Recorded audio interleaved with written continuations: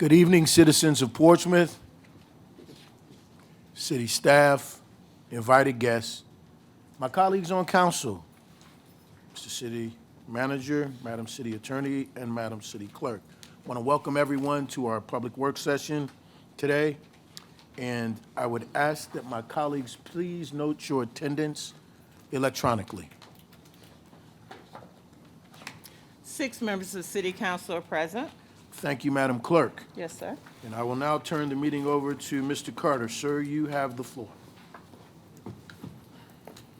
Thank you, Mayor. Good evening, Mayor, Vice Mayor, Councilman. I have with us a couple of people to do presentations today. One will be our city financial status update. Mr. David Rose from Davenport will provide that update for us. Following him will be Ms. Sherry Neal. She's going to provide some information for us for further discussion, I guess, on what our latest legislative agenda is this time. So without further ado, David, you're first up. Mr. Rose, welcome, sir. Thank you, Mayor, members of council. Appreciate the opportunity to be here. We've got hard copies as well, if anybody would like them.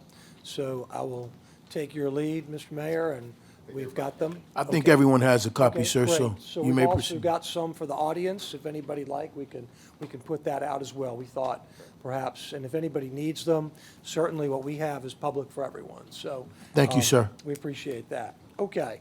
I will not be too long tonight. I feel like there's an old saying my late father used to say, when you're explaining, you're losing, and we don't have a lot of explaining to do. We have a couple things I want to point out, but the city's financial status in the roughly 15, 16 years that I have been fortunate to be working for you is as good today and better than it's ever been. And again, very excited. I think you're going to see that, maybe not uniformly, but you're going to see some elements of that.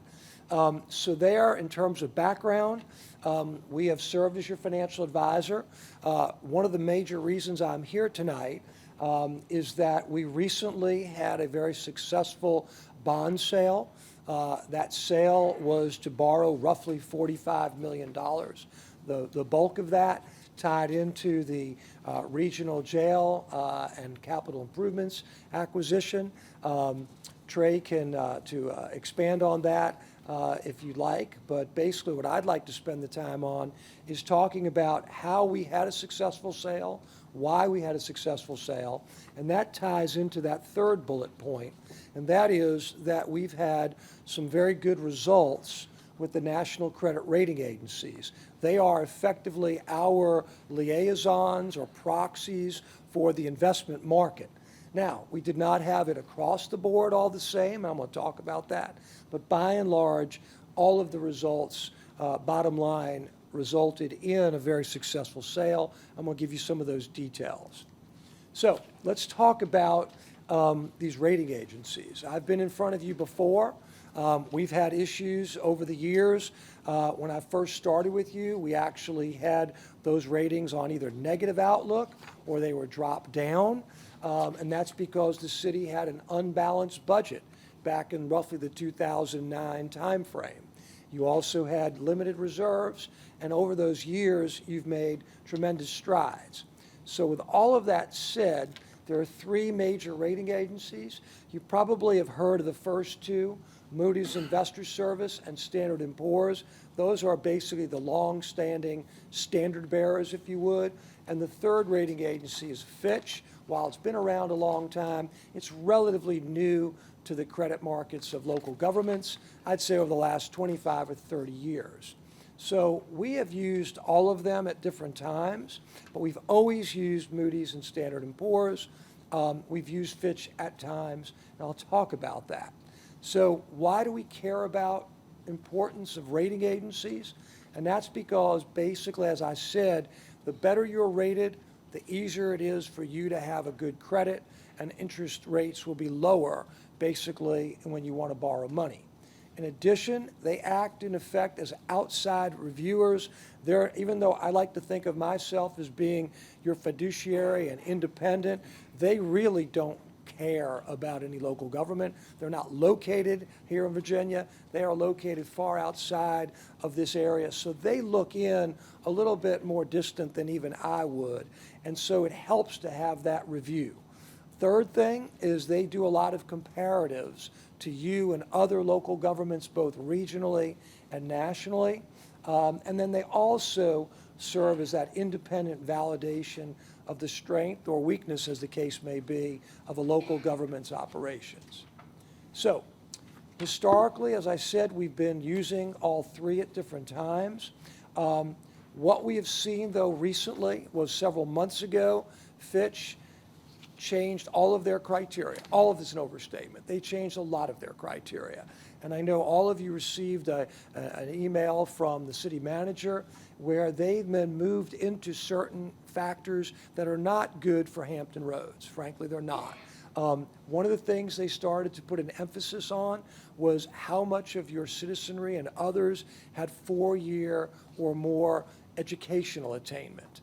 In this area, we see a lot of folks that are in the military. We see a lot of folks with associate's degrees. And so we do not show up as highly as some other places. They also looked at median household incomes. We also, the whole Hampton Roads area is a lower median household income than some of the other national areas, particular places like the Californias and what have you, Northern Virginia. The other thing they looked at was, is the area growing? You as an area and you as a city are very stable. They don't look at that as a positive, but yet this whole area has been stable and steady for multiple decades. They like to see growth. That's just their particular prejudice, if you would. So with all of that, they further moved their standardizing, looking at their analysis. So for example, they look at a place like City of San Francisco.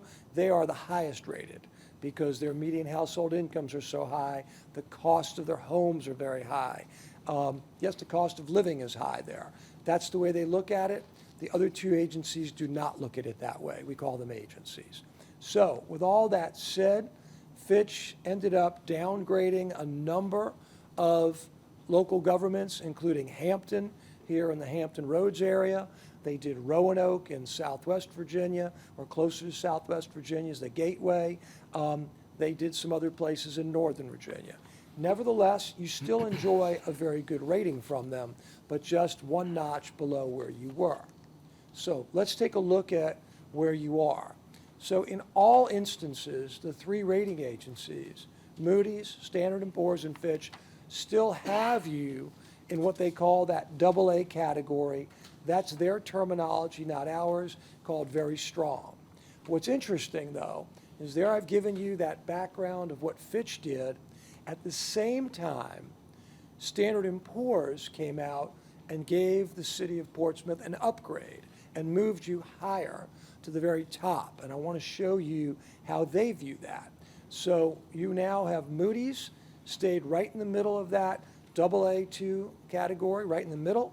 Standard & Poor's went from AA up to that AA+, which is the highest part of the category, and Fitch decided to move down to the lower part of the category. What's interesting is you look at what Standard & Poor's had to say, and I've just got here on the left-hand side, I've highlighted their quotes of what they said, and if I could, for the audience, they said, this upgrade reflects our view of Portsmouth's strong, growing tax base, bolstered by ongoing and completed commercial, industrial, and residential projects, coupled with a history of strong performance and very strong reserve levels. That, I think, speaks to everything that we could hope to aspire for. They could say, could there be a downgrade down the road? They wrote, although unlikely, we could take that action if we no longer stay budgetarily balanced. Everything you continue to do is budgetarily balanced, and we will certainly be trying our best with Mr. Carter to recommend that the budget is balanced going into the 26 fiscal year, which will be here before we know it. What could raise an upgrade? And that upgrade would move to AAA. That's the highest you could possibly be. And they say, again, income metrics. Those things take a long time, but again, that's the type of thing they want to see. And At the same time, the folks at Fitch don't think the income metrics are high enough, and they've actually knocked you down, even though you've moved in the right direction. So again, I won't belabor all of this, but you can see, just to highlight, robust local economy, historically financial performance is strong, including those reserve fund levels that you as a council allowed the staff to keep pushing, and you get credit for that. And then the last thing I think is important, sometimes citizens may want to know, are we too much in debt? And from their perspective, their quote was a manageable debt profile. They see that there, and they put all of your liabilities together, both your debt, your pension, which of course you've addressed very robustly over the last several years, as well as your OPEB. So all of that, from their perspective, you still look very solid. Okay, Moody's, the same thing. Our outlook is stable, reflecting the expectation that the city's financial position will continue to remain strong, with reserves growing in line with revenues, as well as continued above-average growth of the tax base. So again, if we continue on those tracks, we're going to continue to recommend, which we just did, working exclusively with Moody's and Standard & Poor's. And that's what we did for this sale. So let me show you the results of this sale. So we went to market back at the end of August. I was here back in July, June, and some of those periods to make sure we got your approvals, go through all of that. We talked about it. You received for you a record number of bids. 11 different financial institutions bid on your bonds. We had estimated when we talked to you that we thought that that all-in cost of money would be anywhere from 4 to 4.5%.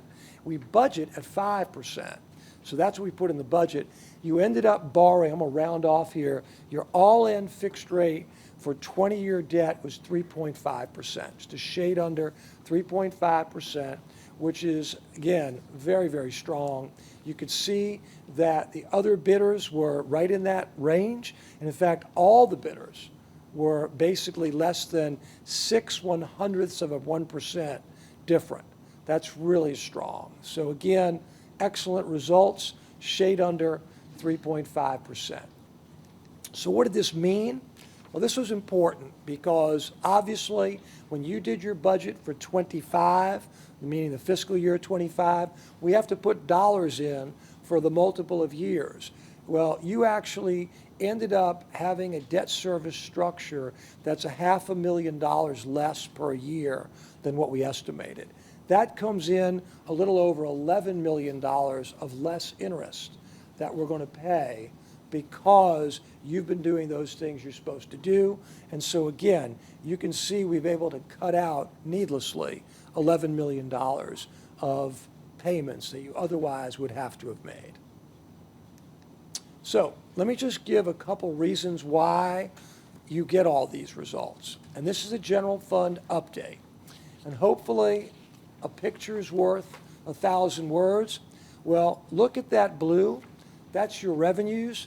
The green are your expenditures. The blue is continuously above those green and dark and light green.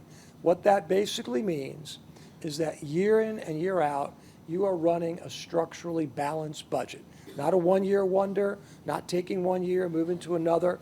You're in a very positive trend, and we see that. General fund revenues have generally grown, and that's important. And then at the same time, expenditures have grown, but not at the same pace.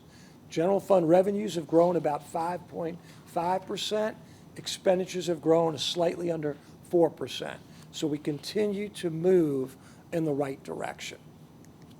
So I guess the best way to know that, it's one thing to talk percentages and all of that stuff. Here's where the rubber meets the road.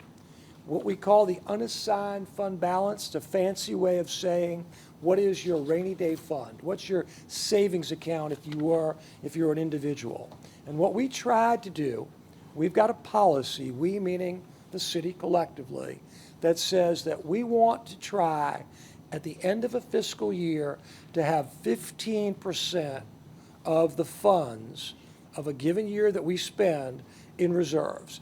15% is roughly 2 months, just slightly under 2 months of rainy day dollars. Well, you ended up audited end of 23 fiscal year, you're slightly above 35%. So you basically are effectively, you are over twice the level of your policy.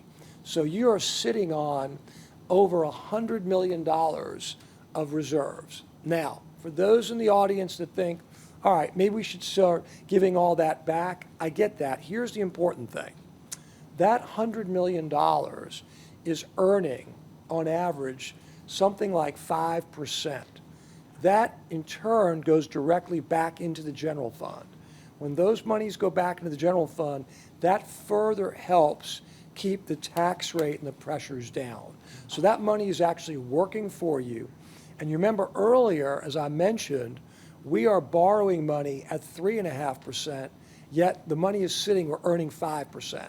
So it's very efficient for us to not just go take one-time dollars and go use that over and above, because again, if we can borrow money at less expense than we can earn, that's how we help pay for the debt service, and we have dollars left over.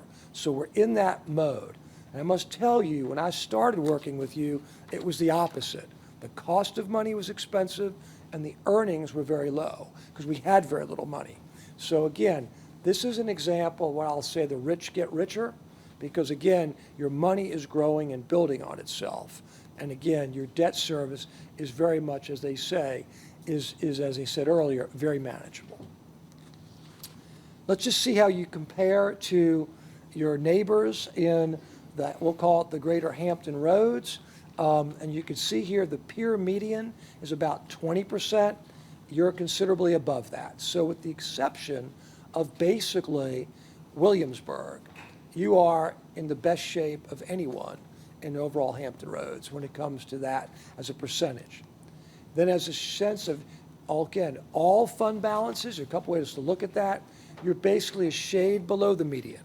So what that tells us is we're in good shape, but we're not putting too many dollars aside. We're basically in the thick of it when we look at it from this perspective.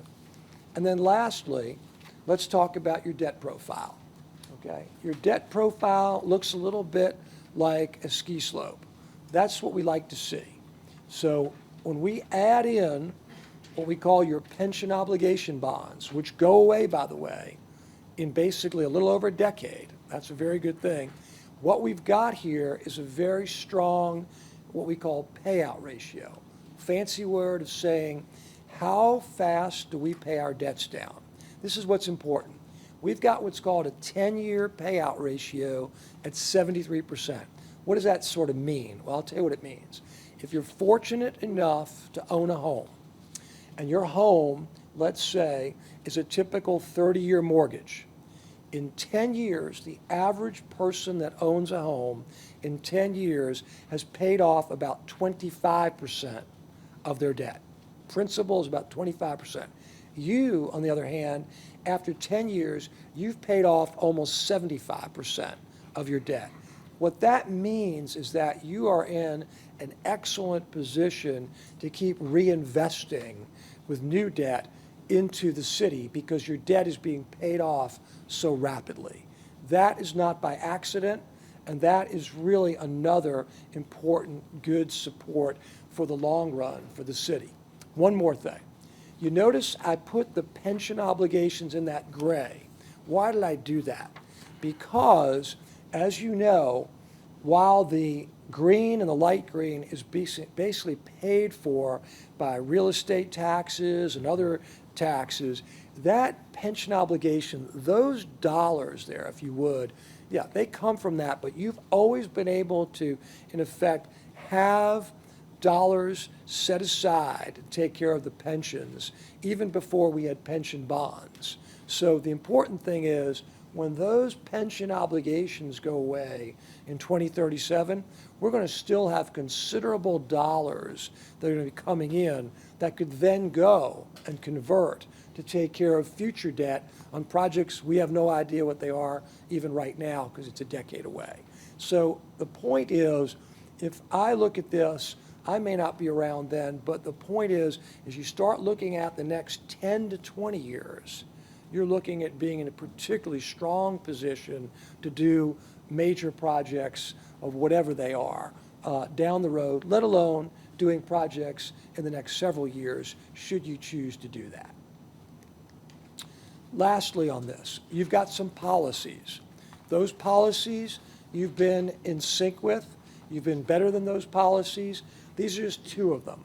The one on the left-hand side is really the important one, and that is what we call your credit card. How many pennies of every dollar goes to debt service? You've got a policy that says you will not go above 10 cents per dollar. Once again, if you are fortunate to own a home, what banks that are lending to you say is, we don't want you to go above about 25 cents per dollar to take care of it. We're much more conservative. We don't like to go above 10%.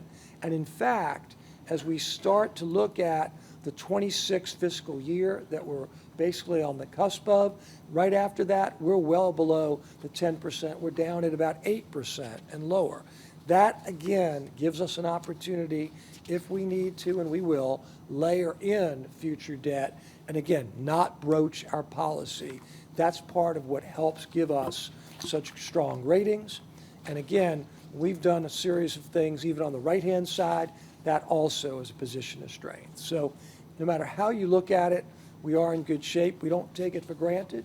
We continually talk to staff about that as we look going forward. So my last page here is what are next steps? Because we're not asking you for anything tonight. The focus was just to quickly give you a synopsis on things. So what we're hoping for is that as the year ends, this 24 fiscal year, of course, ended in June. We're going to get those audit information. It's due basically by the end of this calendar year. We're going to update this information. We could start looking at some preliminary budget information for what will be in earnest after January. And our thinking is to talk with you, if Mr. Carter and others want us to do this, sometime in February and March with updated information, and talk about how we look at and think about the next few fiscal years, and especially the 26th fiscal year that will, again, get started in earnest after the new calendar year. So then we could be part of, if you want us to, March, April, presenting part of the budget and talking about what the capital program and policies look like. We may end up making some suggestions to amend some policies, perhaps add some new ones, and that type of thing, as we do every several years. So with that, Mr. Mayor, members of council, happy to answer any questions. I don't know if Mr. Carter, you want to add anything to what I said, okay? But we appreciate it. Councilman Hugo, sir, you have the floor. Yeah, thanks, Mr. Mayor, and thanks for the brief tonight. I want to go back to the debt profile slide, a couple of questions. First, you mentioned that our debt cost, at least most recently, our debt cost was 3.5%. But that's not necessarily true for every piece of debt that's displayed here. Can you give us a sense of what the debt is costing us for the rest of the debt that's in here? I can. I don't have each particular piece, Mr. Councilman, but it's very easy for me to get that for you. What I will say is we've been very good, we meaning collectively the city, about doing refundings along the way as interest rates have gone down. So I think you're going to find, and we'll get that for you, we'll send that on to Mr. Carter, that our all-in average cost of money is going to be below 5%, even though we plan at that level. We've been fortunate to be able to take advantage of what's happened a couple of years ago when unfortunately we had COVID, but we also had that opportunity to do some borrowings that were literally 50-plus year lows. So we've got our portfolio, we regularly monitor that. You all have approved some refundings that we've done previously, all just to bring interest rates down. We've not had to do any what we call refinancing to extend debt, just to bring the rates down. So we'll get that for you by all means, and Yeah, that'll be done. and that's kind of where I was going with the question. So if there, so I get it that our fund balance is earning 5%, but if there is debt service in here that's costing us more than 5%, hopefully you're going to recommend to us using some of that fund balance to pay down Yes, sir. some of that debt where we're actually losing. And then my other question on this chart, so I assume this includes the debt that was incurred for the jail? It does. Okay. Yes, sir. All right, thanks very much. Mr. Rose, one thing I did want to add, Yeah. you know, when we met back in July, and you shared a lot of this data with us, I want the citizens to know that, in echoing what you said, Portsmouth is a financially well-managed city. Would that be accurate? Yes, sir. And so when we hear things that are not true, that we don't have resources or comparing us financially to other localities, I need citizens to understand that we are doing very well and we're making good decisions as a council. And those good decisions, as you can see, based on what Mr. Rose has just shared with us, is providing an impact positively for our city. So I thank you for presenting that, and it is appreciated. Councilman Moody, sir, you have the floor. Thank you, Mayor, and thank you, Mr. Rose. This is probably the most positive presentation that I've seen just about every one you've made. So I think we can take comfort in that the city is in good financial straits. With that said, you mentioned that maybe in March, February, we would review some of our policies. You know, we are, as you mentioned, sitting on a $100 million reserve, and we are still a city with a lot of needs. So obviously, a lot of our citizens are going to say, spend it, or some of it. You did mention that, you know, it's earning 5%, which goes into the general fund. Is that one, I guess my question is that one of the policies that you think should be up for discussion come February? I think that is a good suggestion, that we want to somehow look at that, as well as what Councilman Hugel had mentioned as well, in terms of it could be a policy that is a combination of points, so that perhaps we spend some of those dollars up to a certain limitation to pay some debt down, if possible, if that makes sense.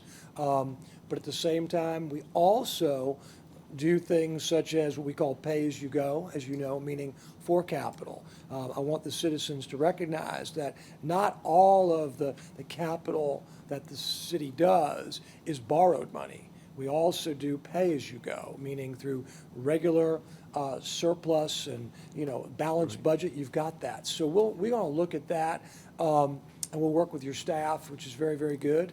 And like I said, that's why I say we'll take a look at some of those things as we do regularly.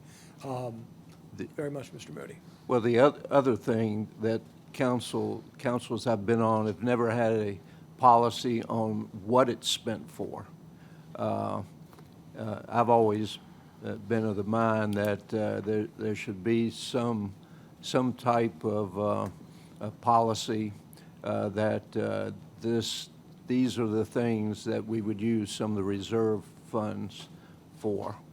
And hopefully the incoming council can, that might be one of the things we put in the hopper to discuss, that so there's some parameters on what that money is spent for. And we have, in some places, we address that in some policies in other places. So that's why I say, I think, you know, we're in this mode now where we like to look at these every couple, 3 or 4 years. And so we're ripe for that here at the city. So very much so. Thank you. And again, one last thing I'll say, and you know, I've been with you a long time, as you know, Mr. Moody.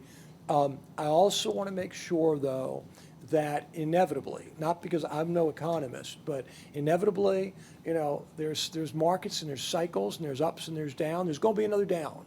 Don't know when, don't know how, but what I want to be sure of is, at least while things are very positive, we also made sure that for that rainy day, so to speak, we really do have some cushion.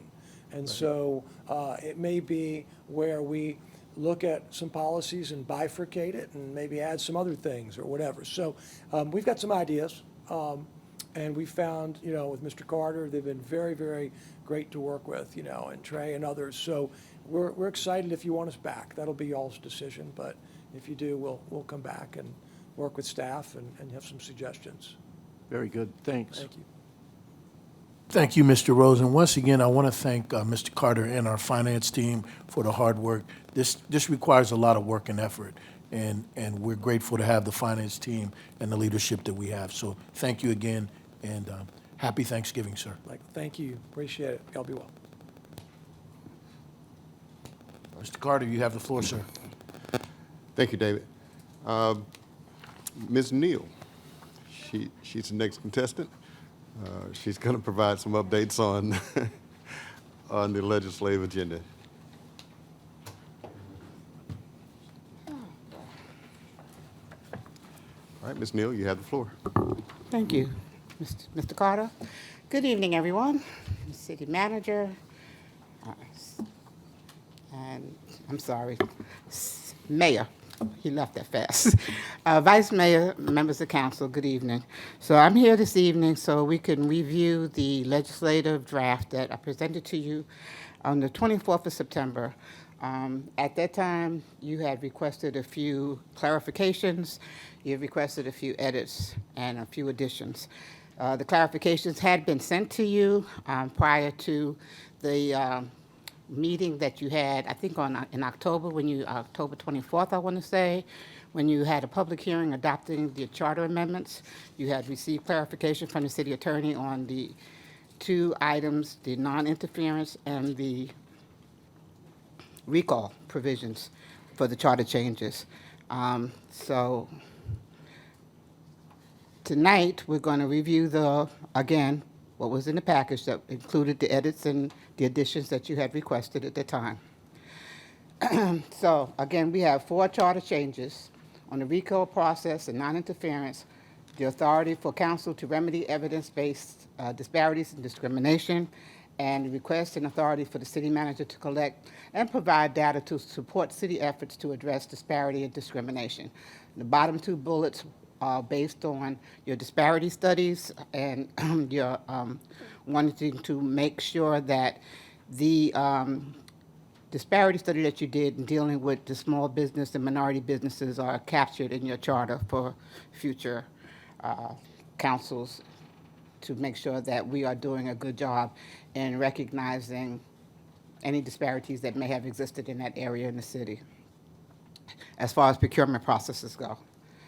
We had the one legislative request that we also had last session requesting that there a model criminal record screening policy be developed by the state that would mirror the same one that HUD has done to assist people who have felony convictions on their records that's having problems acquiring rental housing.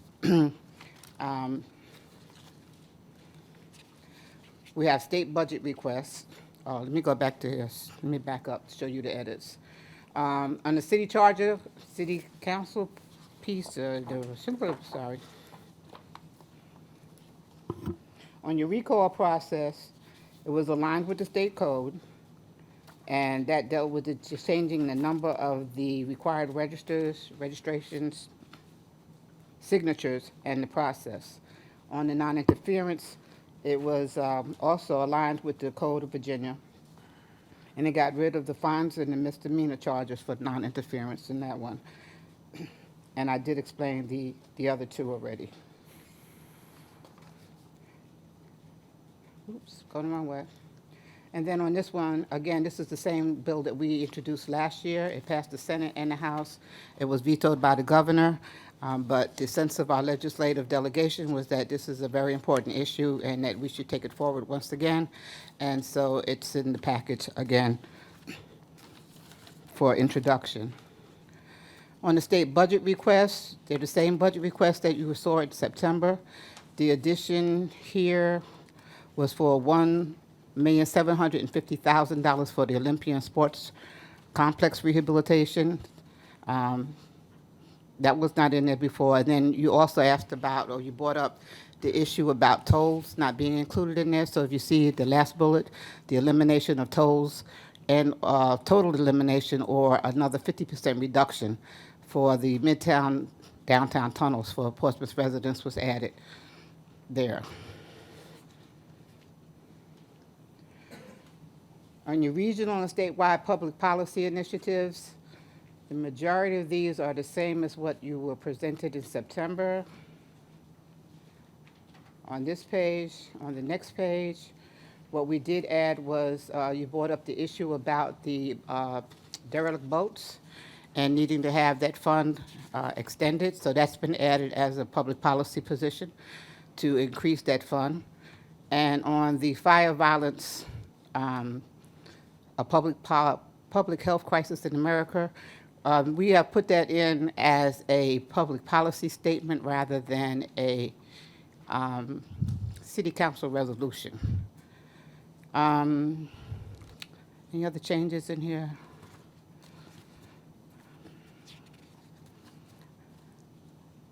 We also added, we opposed any acquisitions by the Virginia International VIG, by the Port of Virginia, to take on any acquisitions without replacement of the lost revenues to the city of Portsmouth. That was added. On the federal page, basically these are the same as you were presented in September. We did add the increase for funding for the Community Block Grant Program. And looking at the information, it does appear that depending on who was in office at the time, the money has fluctuated over the years. And between 1976, when it first started, and now, we've probably gone down about $3 million in receiving entitlements for the city of Portsmouth specifically. 76, we received about 4.57 million. And in 2024, we received about 1.56 million in CBDG grants. So we've included that there.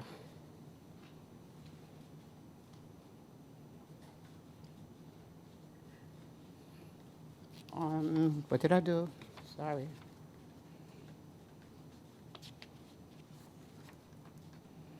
The next steps would be after this evening, our discussion.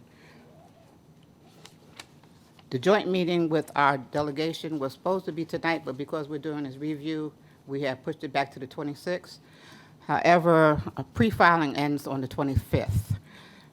We've got 5 bills that we're looking to have submitted. I have spoken to our delegation and asked for some consideration in holding some places for us, possibly. The House is only entitled 15 total bills for the entire session, and I'm told that the Senate may have about 20, and they fill up quickly. So after our discussion tonight, I would need to know exactly which ones you're going to move forward with so that I could start moving that process down the line before the 26th. And that's what I have. Questions? Dr. Whitaker, Comments? you have the floor, sir. Yes, Ms. Neal, thank you for the information. Just want to make sure, you said the 26 meetings with the delegation, but you mentioned about the pre-filing on the 25th. So which of these items are you speaking to that you would need a definite? The legislative items, the 4 charters, and Okay. the 1 other legislative item for the model criminal history screening Okay. tool. Yes. Okay.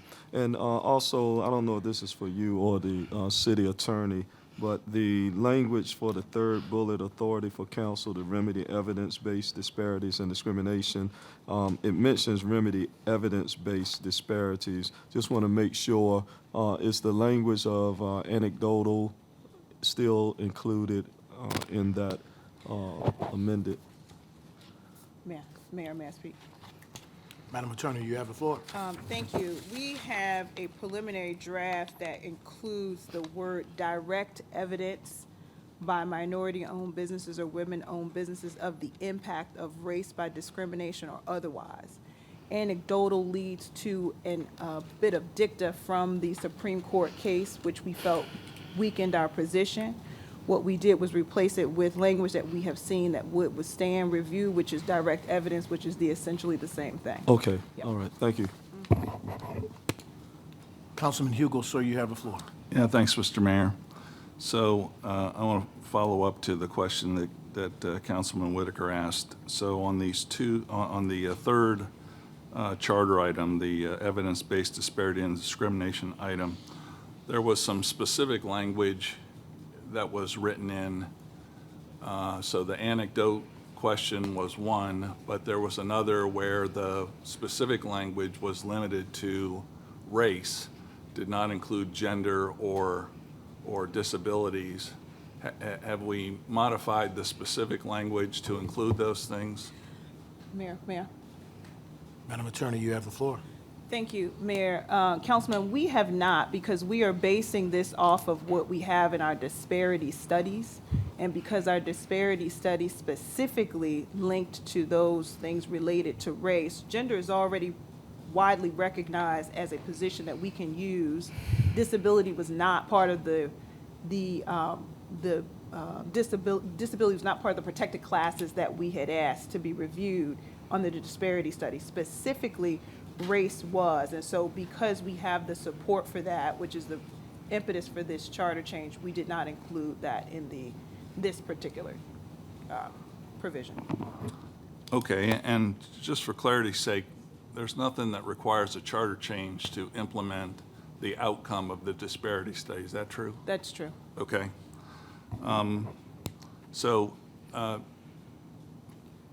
Ms. Neal mentioned that the attorney asked or provided clarification on the recall process and non-interference language. Based on those clarifications, Mr. Mayor, I don't support including those two items in the charter changes, and so I'm not sure what our process is for deciding what's in and what's out. I just want to make clear, from my perspective, those two things ought to be out. And then on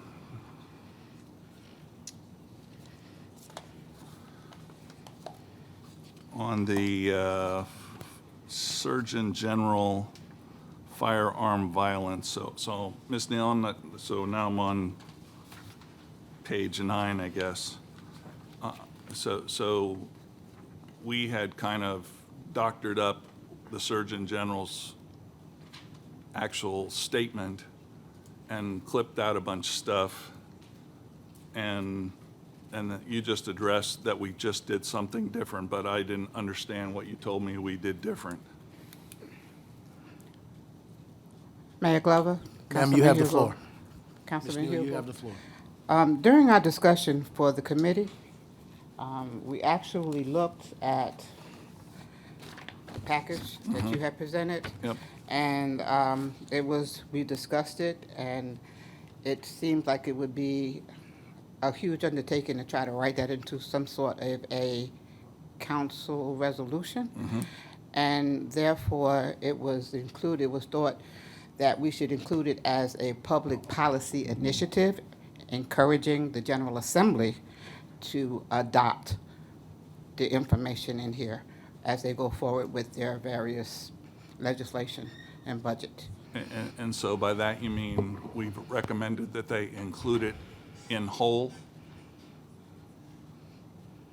Because what we originally wrote wasn't the Right, entire the document. five bullets that you pointed out that night, Yes. right, when I came across that was a summary Right. of this package. And so the package is a little bit more general, not general, more specific than the It summary is. was. Yep. So that's why we looked at this package when we came up with that particular one. And if I may, I'd like to have the city attorney speak to it as well. Madam Attorney, you have the floor. Thank you, Mayor. I think what you're saying, Councilman, is that and we had the legislative committee had the same concern. We did not want to cherry pick from this provision. It is a whole recommendation made and vetted by our Surgeon General. We didn't think it appropriate to then somehow manipulate it into a resolution, and where it would have its most effect is if it is presented as a policy support statement, which is what we're presenting forward, as it is written by Dr. Murphy in his statement. Okay, thank you. So it was the cherry picking issue was my concern, so it sounds like we fixed that. And then on the federal side, Councilman Tillage actually suggested that we include payment in lieu of taxes. And it was an issue that we took with us when we visited the Hill last March, but I don't see payment in lieu of taxes included in here. Did we decide not to, or what did we decide? Mayor Glover, Councilman Hugel, you're absolutely right, sir. It's not included in there. We did discuss it thoroughly at our committee meetings, and because we do not have the data, I would say, to support what higher and better usage of these federal assets would be in the city of Portsmouth to show in some sort of monetary fashion to Congress as to why we are being so negatively impacted by these particular assets being in here, and that we weren't quite ready to move forward with it at this time. So that's why you do not see it in there. It's going to take more research. Well, I mean, If we I did. believe I We did a addressed lot that of research correctly. before we visited the Hill last time, and we had a whole package with a whole bunch of data. So I'm not sure what else we're going to put in there that isn't more compelling than what we gave to our congressionals a year ago. While you're on that thought, is it okay if Councilman Tillage has asked for the floor? I know Mr. Moody asked for the floor, but I know he went to the meeting. Yeah. Can we give Councilman Tillage the floor at this time so that he can maybe add something to the discussion? Yeah, perfect. Councilman Tillage, you have the floor, sir. Thank you, Mayor. Ms. Neal, she summarized it pretty much. The reason why the committee decided not to put it in this package is because a lot of what we're asking for is it is preliminary. To the effect of Portsmouth is kind of in a unique situation when you look across the nation. So when we met with the congressional members back in March, it was a topic that Senator Kane said he would be willing to kind of look into. But with Portsmouth, unfortunately, I'll use a shipyard as an example. Norfolk Naval Shipyard was here before the city of Portsmouth was here. And so that adds a little bit of a different dynamic to our situation. Same thing with the Naval Hospital. And so those were created under Norfolk County, not the city of Portsmouth. And so those are some situations that we kind of still have to maneuver through. In addition to collecting data as to what is it that we've lost, or what is it that, in their words, not lost, but what is it that we're not getting from those properties that weren't ours to begin with. And so that's something that I think the city is really going to have to do a huge undertaking, maybe over the next year. And hopefully, by this time next year, we'll be ready for prime time. But we felt like in order to take this to Congress, we kind of just needed more meat there. Okay. Did y'all conclude how we're going to get that more meat? Yes, so we're working on it, and we're going to get back with you on that. But we are definitely working on it. Okay, thank you. But if I could, I know the attorney and I have been sharing some soundbite information, but could you just kind of update everyone to the difference between the pilot and what that means? Sure, Mayor. I think they said it all perfectly, and I don't want to recreate the wheel. Essentially, currently how the law is written now, in order to be eligible for pilot, the federal property or overtaking of the value of your property would have to have occurred subsequent to your city having had it. And so if the Naval Hospital and therefore the shipyard were here before the city was founded, we do not fit within that provision. So what we're really looking for is a totally different category of federal pilot, and that's going to require more than us saying we deserve it. We need to do more and provide some concrete data on why Portsmouth sitting in this position, being the birthplace of these entities where we are not able to tax, why we should be given more than we currently are. And I think that's what we need to come back together as a group, maybe have more folks who are much more educated in that area to come and provide us some data to provide to the legislators in the next round. And Mr. Mayor, may I add? Yes, ma'am, you have the floor, Ms. Neal. May I add that also, along with that, I think we need to be very much aware of the fact that the landscape has changed at the federal level, and the administration coming in, they have a whole new direction that they're going in. There may be quite a few cuts if they hold true to what they're promising, and those cuts are probably going to hit entitlements and various social programs and requests for funding and things of that nature. So I just think we have to be very aware and sensitive to the new landscape that we're going to be operating within at the federal level coming January 20th.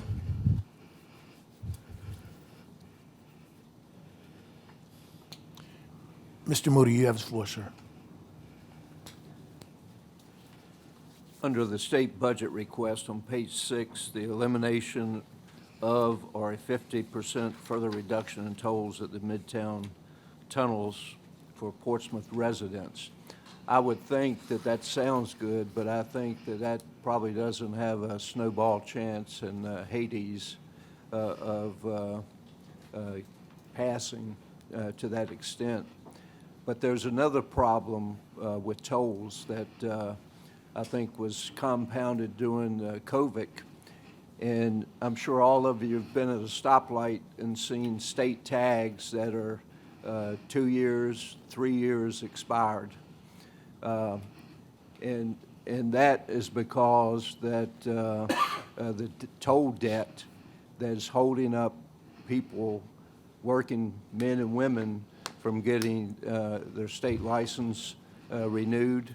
So it's something that, matter of fact, when I left to come to the meeting tonight, people in my office said, "Don't forget about those tolls and the toll debt."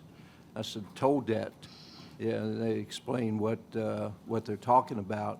They're talking about unpaid tolls that have been accrued doing mostly through the period of COVID, where people had to go to work, and as those tolls have increased, it's putting even more of a burden on folks. So there needs to be, you know, at the federal level, we've seen the elimination of student loan debt. There's got to be something to address this, either put a moratorium on the debt.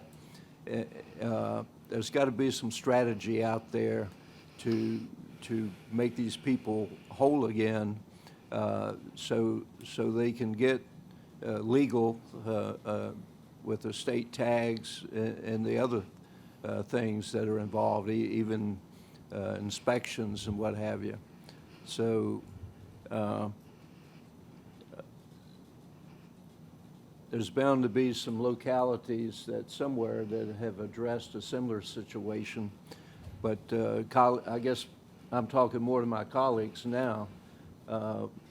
We need to come up with a strategy on how to address this situation, because it's affecting mostly the people in the cities of Hampton Roads, Norfolk, Portsmouth, and Chesapeake to an extent.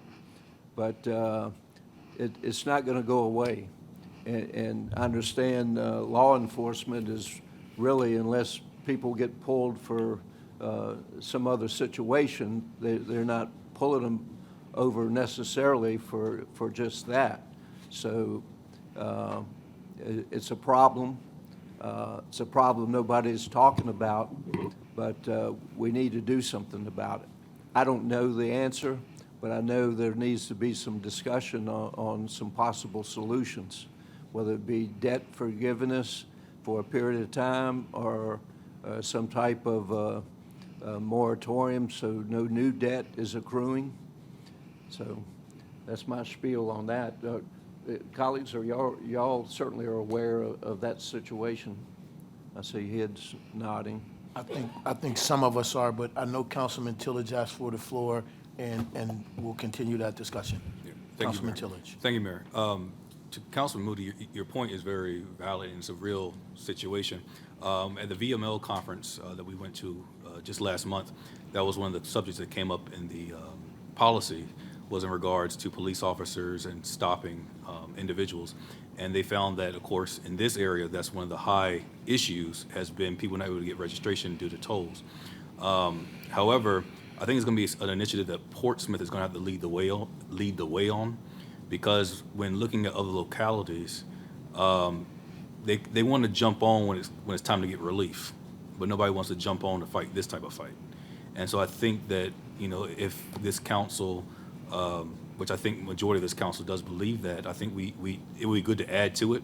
But I definitely think it's going to be an initiative that Portsmouth is going to have to lead the way, because the other surrounding cities have kind of got quiet on the toll issue, except for when it's time to get relief, then they want the relief. But I would definitely support that. And before you go forward, Ms. Neal, I wanted to ask the question. Under the most recent changes that was proposed in terms of the toll funding, wasn't there a provision or something in there that called for folks that had arrears, that those arrears be wiped out? I recall reading that. So go ahead, ma'am. Thank you, Mayor. You're definitely correct. That's what I was going to address. Senator Lucas and her bill that she had passed at this last 2024, she included the extra money in there for debt relief, but she made it specifically for the most fiscally impacted localities. I think it really was for aimed at Norfolk and Portsmouth.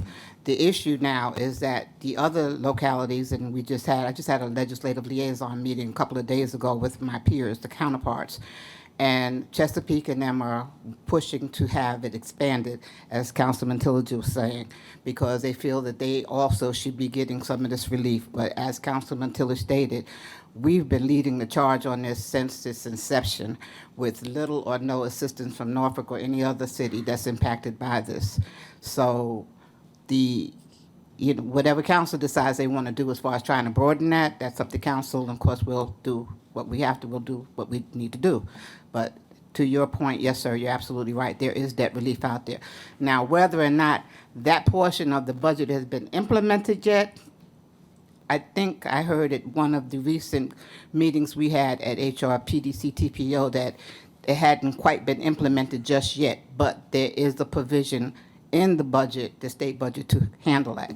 Councilman Moody. But nothing's been done that you are aware of, correct? At this time, I can check that, Councilman, and I can get back with council. City manager will provide that information back to you. That's fine, ma'am, and we recommend that. Vice Mayor Lucas Burke, ma'am, you have the floor. Thank you, Mayor. Just wanted to add some clarity to the conversation. Yes, Senator Lucas had put that in. She has been a champion for that for this last year.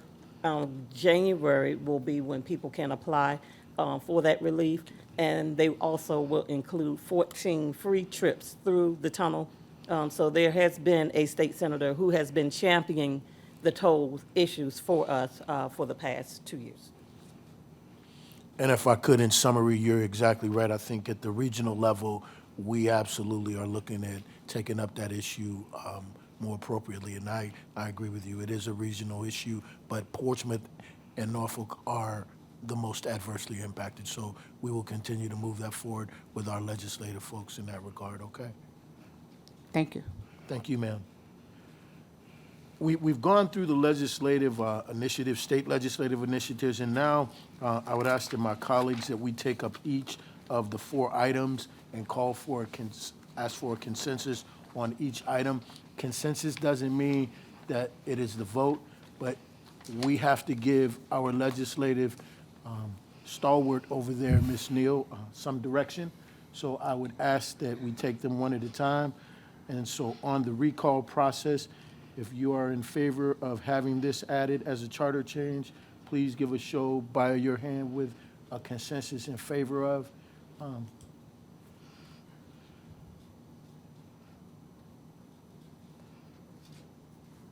The next item, non-interference. It was three, right, 3-3. Okay. The next item, So that failed. yes. The next item of non-interference, if we could have a show of hand. 3-3. There's 3 in favor and 3 not in favor. That fails. On the third item, the authority for council to remedy evidence-based disparities and discrimination. That particular one, if I could get a show of hands. 3-3, that fails. And on the request and authority of the city manager to collect and provide data to support city efforts to address disparity and discrimination on that charter item.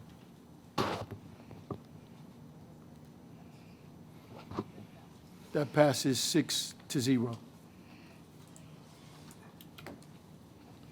Dr. Whitaker, you have the floor. Yes, just a clarification with the city attorney on the consensus that was just taken. The council had already indicated that these were items to move forward. So the consensus isn't whether to move forward, it would be whether not to move forward. And so, because it was already done by a majority of council that these were the items that were to be presented. What has happened today is a consensus giving direction to our legislative aid on what to move forward with the legislatures. You all, so that the pre-filing and all the other things that are necessary can begin. You all have already stated that it would be placed on council for an official vote at a full city council meeting. So this is just for her to move forward in the pre-filing and other necessary needs. An official vote on each of these will be had at the next council meeting, unless and until you all change that as you had done today. Okay. And Dr. Whitaker, you have the floor. Ms. Neal, just to be clear, so on the 26th, if there has not been any change at that point, then where does that put the legislative package?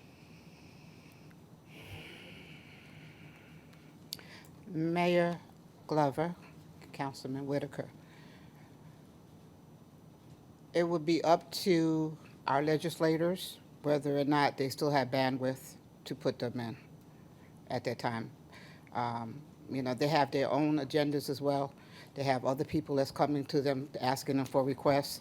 They have a limited amount of bills that they can submit. So at that point in time, it would be up to them. Okay. Okay, thank you. Ms. Neal, Yes, sir. thank you.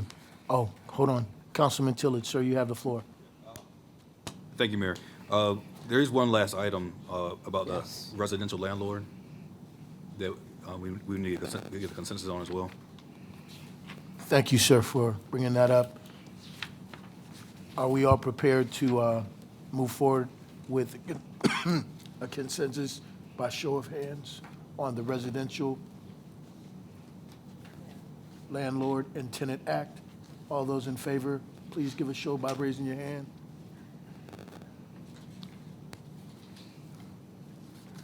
That consensus was 6 in favor of moving forward, 6-0. Thank you, Mayor. Thank you, members of council. And again, thank you to the members of the Portsmouth City Council Legislative Advisory Committee, staff and council members. When we meet on the 26th with our legislators, the only portion of this presentation you're going to have is going to be for the state items. The federal items will not be included because it'll just be our state legislators. Okay? Just wanted to make that clear. Thank you, Ms. Neal. Thank you. Mr. Carter. Thank you, Mayor. This concludes the information we have prepared for you this evening. I turn the meeting back over to you. Thank you, sir. And I would like to thank our legislative liaisons for all their work in providing that information. And now we are at council liaison reports. Do we have any liaison reports at this time? Councilman Hugel, sir, you have the floor. Yeah, thank you, Mr. Mayor. So Councilman Tillage, myself, and the city manager have agreed to launch the Crime and Gun Violence Reduction Task Force. That first meeting will be Monday a week, so the 18th at 6 p.m. here in the city council conference room. And we have the task force members invited to gather and get organized on that night. Thank you both for your continued work on that behalf, and we look forward to having everyone come together at that meeting. Are there any other council liaison reports? Seeing none, we do have a closed session. And Madam Vice Mayor, would you please read the closed session motion? I will. I move to go into a closed meeting pursuant to Virginia Code subsection 2.2-3711A7 for the purpose of consultation with legal counsel pertaining to actual litigation where such consultation or briefing in open meeting would adversely affect the negotiating or litigating posture of the public body, specifically regarding New Bethel Development LLC versus City of Portsmouth, City Council, Court of Appeals, record number 0502-24-1, Circuit Court number CL21004886-00. We are in need. Wait, there's a I second. know. I got excited. I got beyond myself. We have the motion. We are in need of a second. Would you please vote? Dr. Whitaker, sir, you have the floor. Yes, I'm going to be recusing myself from the closed meeting due to my association with the entity. Thank you, sir. Please vote electronically. This motion is adopted 5-0. We are enclosed.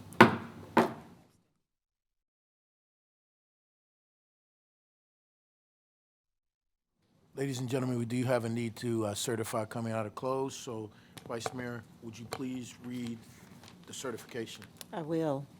I hereby move that each council member certify that to the best of his or her knowledge, one, only public business matters lawfully exempted from open meeting requirements under the Virginia Freedom of Information Act, and two, only such public business matters as were identified in the motion by which the closed meeting was convened were heard, discussed, or considered in the closed meeting just concluded. Thank you, ma'am.